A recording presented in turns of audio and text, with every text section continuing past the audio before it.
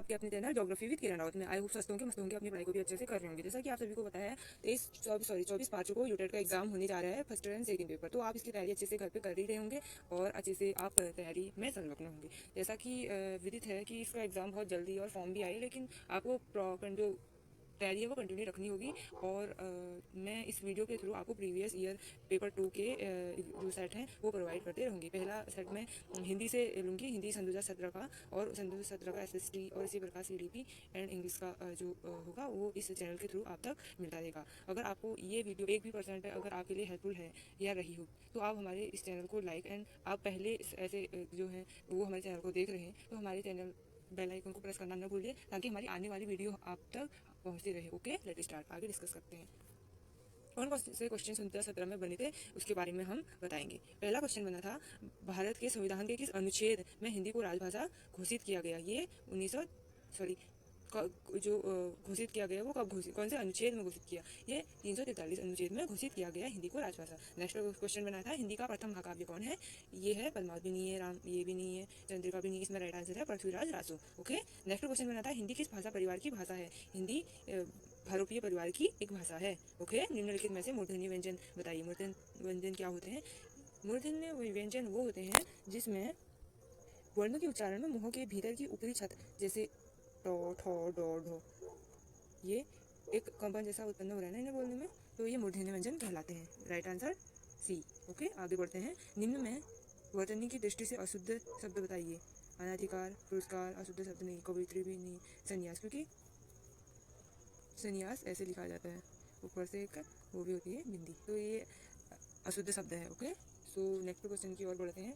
Next question क्या क्या बने थे। इसमें है निम्नलिखित में योगरूढ़ शब्द है। योगरूढ़ शब्द क्या कौन सा है। इसमें है लंबोदर। लंबोदर योगरूढ़ शब्द इसलिए है क्योंकि जो योगरूढ़ शब्द होते हैं वो दो शब्द के योग से तो बने होते हैं, किंतु उनमें विशेष और निश्चित अर्थ होता है। जैसे इसमें विशेष और जो निश्चित शब्द निकल रहा है वो है लंबोदर। लंब जिसका उदर है, लंबा है जिसका उदर, किंतु यह एक विशेष व निश्चित अर्थ में गणेश के लिए प्रयुक्त हो रहा है, क्योंकि एक विशेष अर्थ निकल रहा है ना, गणेश निकल रहा है ना, इसका अर्थ लंबोदर का, तो ऐसे शब्दों को हम योगरूढ़ शब्द कहते हैं। ओके, नेक्स्ट क्वेश्चन है, निम्न पद में कौन सा अलंकार है।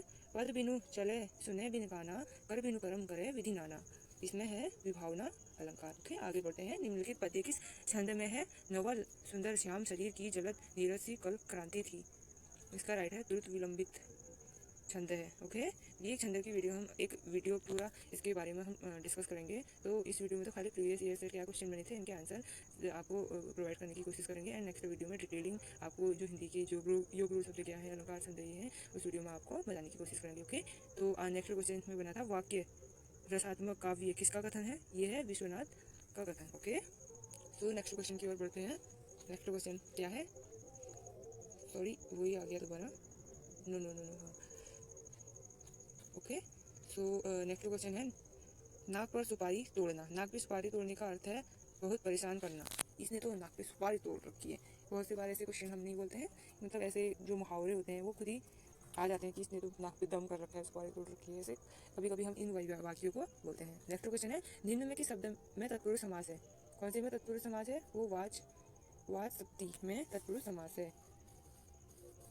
जिस सामसिक पद में विभक्त चिन्हों का लोप होता है तत्पुरुष समास कहलाता है, और यहाँ का विभक्त का लोप है। ओके, पितराज्ञा में कौन सी संधि है, यण संधि है। पितराज्ञा में यण संधि है। नेक्स्ट क्वेश्चन है, निम्न में त्वरित प्रत्यायंत शब्द है। आदित्य मंगलेश डबराल की कृति जिसलिए उन्हें एक जो अकादमी पुरस्कार मिला, जो मंगलेश डबराल है, वो कौन सी उनकी ऐसा जो कृति है वो है, हम जो देखते हैं ये उनकी कृति है। ओके, आगे कौन से क्वेश्चन बने थे उन पर डिस्कस कर लेते हैं। नेक्स्ट क्वेश्चन बना था, हिंदी शब्दानुशासन के अनुसार रचनाकार का नाम क्या है। ये है पंडित किशोरीदास वाजपेयी है। काल क्रम के अनुसार निम्न रचनाओं का सही क्रम। निम्न रचनाओं का सही क्रम काल जो क्रम है उनके अनुसार क्या है।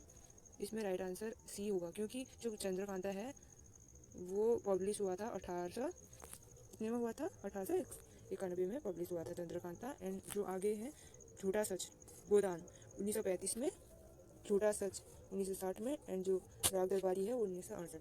इसलिए इसका राइट आंसर सी होगा। ओके, ये गद्यांश भी दिया है, गद्यांश के आंसर हम पढ़ के आपको बताते हैं। पूरा गद्यांश पढ़ेंगे तो वीडियो लेंथी हो जाएगा, तो आपको इनके जो क्वेश्चन है गद्यांश इसी टाइप के जो गद्यांश के क्वेश्चन है वो आपको जो पेपर है उसमें बनेंगे, तो आप इस टाइप के जो क्वेश्चन है उनके लिए मेंटली प्रिपेयर रहें और रोज़ एक एक सेट या कभी कभी एक एक जो ऐसे गद्यांश होते हैं वो करने की कोशिश कीजिए, क्योंकि इनमें ही क्वेश्चन छुपा रहता है गद्यांश में। उसका सार और जो उसका थीम है उसको हमें अच्छे से देखना होगा, जो उसकी थीम दी है मेन उसकी और हमें ज़्यादा फोकस देना होगा। अगर हमें थीम पता होगी तो उसका मेन हमें होल पता है तो एज हम उसे अच्छे से डिस्क्राइब एंड जो आंसर है वो इसी से हम ढूंढ पाएंगे या उसे मिलता जुलता, अगर हम अच्छे से उस समय उसको पढ़ें। एकाग्रता उस समय दिखानी होगी, क्योंकि पेपर के टाइम ऐसा होता है हम बहुत हेजिटेट हो जाते हैं, जिस कारण हम गद्यांश को अच्छे से प्रॉपर पढ़ ही नहीं पाते हैं। तो हमें अपने आप को भी सेल्फ कंट्रोल एंड एकाग्रता बनानी होगी, जिस वजह से हम जो गद्यांश है उसको प्रॉपरली कर पाएंगे। ओके, सो इसमें गद्यांश में पहला क्वेश्चन जो है, प्राकृतिक साधनों का इच्छा शक्ति व तर्क शक्ति से प्रयोग का अभिप्राय है। कौन सा इसका राइट आंसर है? आप गद्यांश को भी देखिए, मतलब स्किप कर लीजिए। प्रस्तुत गद्यांश के अनुसार प्राकृतिक साधनों का इच्छा शक्ति व तर्क शक्ति से प्रयोग का अभिप्राय है संरक्षण व संवर्धन की भावना के साथ मितव्ययतापूर्ण उपयोग करना। इसका राइट आंसर है चौथा। नेक्स्ट है, स्वर्ण युग से गांधी जी का क्या अभिप्राय है? गांधी जी का इस गद्यांश में स्वर्ण युग से अभिप्राय है सामाजिक मान्यताओं के परिवेश में आर्थिक और नैतिक विकास का युग, क्योंकि गांधी जी नैतिकता को ज़्यादा वैल्यू महत्व देते थे। ओके, गांधी जी को अग्रगामी चिंतन क्यों कहा जाता है? इसलिए कहा जाता था कि उन्होंने अपनी दूरदृष्टि से आधुनिकीकरण के खतरे को भांप लिया था। उन्होंने जान लिया था कि जो आधुनिकीकरण का युग है उसे हमें क्या क्या लाभ या क्या क्या हानि है, वो दूरदृष्टि थे। उनको मतलब हर चीज़ों को ऐसे चिंतन करने की शक्ति उनकी बहुत दृढ़ थी, जिस कारण से वो इन चीज़ों को अच्छे से भाप पाते थे। ओके, नेक्स्ट क्वेश्चन है, विकास का अनिवार्य लक्षण है। विकास का अनिवार्य विकास सतत व नैतिक होता है। जैसे कि हमने बाल एंड पेडागोगी में भी पढ़ा था कि जो विकास है वो सतत और कंटिन्यू चलने वाली एक प्रक्रिया है। ओके, आगे हम डिस्कस कर लेते हैं।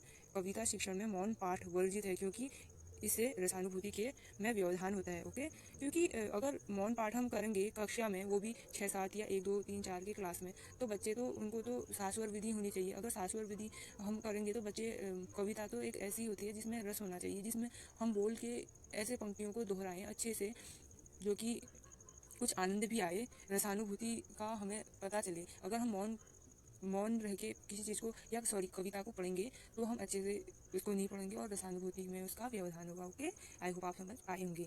नेक्स्ट है, प्राथमिक स्तर पर व्याकरण शिक्षण की सर्वोत्तम विधि है। ये है स्वाई अथवा अंतर्योग प्रणाली। नेक्स्ट है, विद्यार्थी के भाषा कौशलों के विकास को बढ़ावा मिल सकता है जब उन्हें कैसे उन्हें जो विद्यार्थी है उनको बढ़ावा मिल सकता है, आपस में वार्तालाप खेलकूद के अवसर प्रदान किए जाए।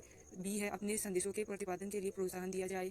नेक्स्ट है, विभिन्न संदर्भों में शब्दों के अर्थों का प्रदर्शन किया जाए। इसका राइट आंसर उपयुक्त से ऑल ऑफ द अब। तो उनको आपस में वार्ता होनी चाहिए और जो उन्हें उनके जो संदेश हैं वो प्रतिपादन के लिए प्रोत्साहन, स्टिमुलस प्रोत्साहन उन्हें इंक्रेज किया जाए, प्रदर्शन एंड मतलब जो कौशल हैं विद्यार्थी के भाषा कौशल को इंक्रेज करने के लिए इन चीज़ों का मेन फोकस देना चाहिए, तभी उनकी जो वार्ता कन्वर्सेशन प्रॉपर होगी तो उनकी जो भाषा ऑटोमेटिकली उनमें इंक्रेज या बढ़ते रहेंगे। ओके, आगे है, भाषा वह प्राथमिक माध्यम है जिसके द्वारा व्यक्ति अपने समाज को प्रभावित करता है तथा समाज से प्रभावित होता है। यह कथन किसका है? यह है एलिस का कथन है, क्योंकि जो भाषा उन्होंने डेफिनेशन दी थी कि भाषा वो प्राथमिक माध्यम है जिसके द्वारा व्यक्ति अपने समाज को प्रभावित करता है तथा समाज से प्रभावित होता है। बहुत अच्छी परिभाषा। ये पहले तो समाज को प्रभावित करता है एंड समाज से प्रभावित होता है। ओके, आई होप आप समझ पाएंगे। हिंदी भाषा में स्पर्श व्यंजनों की संख्या है वो है 25। नेक्स्ट है, एक बच्चा अपनी मातृभाषा सीख रहा है, वह दूसरा बच्चा वही भाषा द्वितीय भाषा के रूप में सीख रहा है। दोनों निम्न में से कौन सी समान प्रकार की त्रुटि कर रहे हैं? विकासात्मक त्रुटि कर रहे हैं। ओके, इसका राइट आंसर ये है, क्योंकि एक बच्चा अपनी मातृभाषा सीख तो रहा है, तब वह दूसरा भाषा भी द्वितीय भाषा के रूप में सीख रहा है। दोनों की सरलीकरण की जैसी त्रुटि कर रहे हैं। सॉरी, इसमें विकासात्मक नहीं है, सरलीकरण, क्योंकि एक तो ऑटोमेटिक सीख रहा है, दूसरा भी, तो उसमें त्रुटि हो रही है तो वो सरलीकरण की होगी। ओके, सो आगे डिस्कस कर लेते हैं। आज क्यों तेरी वीणा मौन है? शिथिल, ये एक गद्यांश पद्यांश है। गद्यांश तो हमने डिस्कस कर लिया है, अब पद्यांश डिस्कस कर लेते हैं। इसमें से जो क्वेश्चन बने हैं, सॉरी यहाँ पे स्पेस नहीं है। स्पंदन भी भूला जाता है, मधुर कसक सा आज हृदय में, आन समान समाया कौन, झुकती आती पलकें निश्चल, चित्रित निद्रित से तारक चल, सोता परावार दुर्गों में भर भर लाया कौन, आज क्यों तेरी वीणा मौन है, आज क्यों तेरी वीणा मौन है। तो ये एक सुंदर कविता है, वो किसके द्वारा उद्धृत है, इट मीन्स रचित है। ये महादेवी वर्मा के द्वारा एक सुंदर जो कविता है वह रचित है। पठित गद्यांश में किस रस की अभिव्यक्ति है, इसमें श्रृंगार रस की अनुभूति। ऑटोमेटिक यहाँ पे पता चल रहा है, आज क्यों तेरी वीणा मौन है शिथिल शिथिल, एक श्रृंगार भरा इसमें एक वीणा को लेके एक होलिस्टिक देखे तो वीणा आज तेरी मौन है, शिथिल शिथिल तन थकित हुए कर स्पंद भी भुला जाता डर, मधुर कशक सा आज हृदय में आन समाया कौन। तो ये इस पंक्ति में तो इस टाइप के आपके गद्यांश बनेंगे। और उसमें आपके खुद हम बोलते हैं ना ग्रामर नहीं आती, लेकिन ग्रामर ये पद्यांश पेडागोगी तो आती है, प्लस इसमें ग्रामर गद्यांश से भी पूछे जाते हैं, क्योंकि कौन सा समास उसमें ऐसे जो शब्द बने होते हैं उन शब्दों से ही कुछ उसमें रस होते हैं, कुछ उसमें अलंकार बनते हैं, जो कविताएं होती है छंद है, तो इसी में जो ग्रामर है वो कविता में ही मिक्स हो जाती है। तो नेक्स्ट क्वेश्चन इसमें बना था, रचयिता के विषय में यह निर्विवाद सत्य है कि वह ये क्वेश्चन देखना, विभावना की दृष्टि से यह कविता है श्रेष्ठ रचनाओं में से एक है। ओके, तो आई होप आपको इस वीडियो के थ्रू कुछ भी हेल्प हुई हो, तो हमारे चैनल को लाइक सब्सक्राइब कीजिए। एंड नेक्स्ट क्वेश्चन है, रचयिता के विषय में यह निर्विवाद सत्य है कि वह सर्वोत्कृष्ट कवित्री थी, साधना में दूसरी मीरा थी, छायावादी में न होकर अपनी विशिष्ट पहचान रखती थी, सुप्रसिद्ध छायावादी कवि थी। तो रचयिता के विषय में यह निर्विवाद सत्य है कि वह साधना में दूसरी मीरा थी, साथ ही सुप्रसिद्ध छायावादी कवि भी थी, साथ साथ वो एक सुप्रसिद्ध छायावादी भी थी। क्योंकि इसमें डाउट है इस क्वेश्चन में, इसमें दो इसके राइट आंसर आ रहे हैं, दोनों मैच हो रहे हैं, क्योंकि वो प्लस छायावादी भी थी प्लस साधना से भी थी। तो इसमें आप बहुत कन्फ्यूज़न है, क्योंकि जो